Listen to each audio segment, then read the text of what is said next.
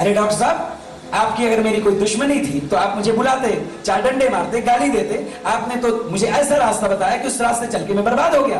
बोले हुआ क्या?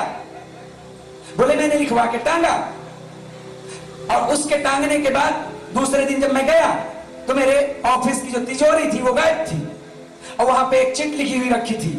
मैं बहुत दिन से काम करना चाहता था, लेकिन मुझे प्रेरणा नहीं मिल रही थी, साहस नहीं हो रहा था। जब आपने लिख करके टांग दिया कि काल करंते आज कर और आज करंते अब, मैंने कर लिया वो सब। तिजोरी लेके गायब हो गया। अरे हाँ, बोली तो बड़ी अफसोस की बात है, उसकी चेतना निर्मल न थी। बोले नहीं, फिर? बोले मेरा जो सेक्रेटरी था, बोले हाँ, वो टाइपिस्ट को लेके भाग गया और उसने भी चिट लिख दिया। बहुत दिन से भागना चाह रहा था, हिम्मत नहीं जुटा पाया था। आपने प्रेरणा दी, धन्यवाद। मैं अपनी गृहस्थी बसाने जा रहा हूं। ये तो और बड़ी घटना है। अरे बोले यहां तक भी ठीक था, यहां तक तो चलो एम्प्लॉय अगले महीने में इंटरव्यू लेकर के फिर दूसरे रखता, पैसा गया था वो फिर से लोन सोन लेकर के अपना काम चलाता। फिर बोले और? बोले वॉचमैन। मैं ऑफिस से निकल करके शाम को जब चलने लगा तो उसने मेरी नाक में मुक्का मारा। बोला बहुत दिन से मारना चाह रहा था, साहस नहीं जुटा पाया था। ये लिखा पढ़ा आज, हिम्मत आ गई, क्षमा करें, जा रहा हूं आपकी नौकरी छोड़ के। सारी जिंदगी बदल गई।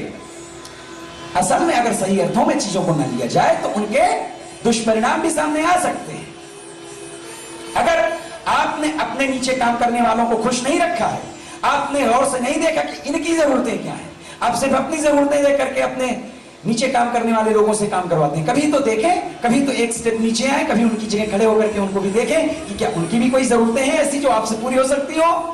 और अगर नहीं हो सकती, आप नहीं ऐसा देख रहे हैं, तो जिस दिन उनको अवसर मिल जाएगा, कोई सेंटेंस, कोई बात उन्हें मोटिवेट कर देगी, उन्हें प्रोत्साहित कर देगी, उन्हें प्रेरणा दे देगी, तो वो गलत काम और वो जघन्य अपराध कर सकते हैं जिसके लिए आप तैयार नहीं हैं।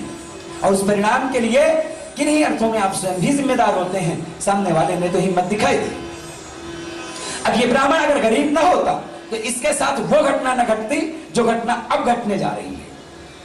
इस ब्राह्मण को रास्ते में ही मार्ग में जाकर के तक्षक नामक उस सर्प ने रोक लिया। बूढ़े ब्राह्मण का रूप धारण करके उस सामने मिला। बोले कहां जा रहे हो नवयुवक ब्राह्मण? इतने उत्साहित होकर के तुम भागे हुए कहां चले जा रहे हो?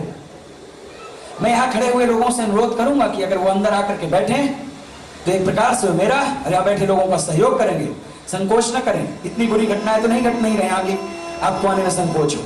और अगर कहीं आप व्यस्त हैं तो पहले उस काम को निपटा लें, फिर आप यहाँ आए और मेरे साथ पूरे मनोयोग के साथ बैठे। इस तरह से आप मेरा भी ध्यान बटाएंगे और अपना भी पूरा ध्यान नहीं दे पाएंगे। बोलो जय श्री कृष्ण। तक्षक सामने मिला, प्रसन्न होकर के उस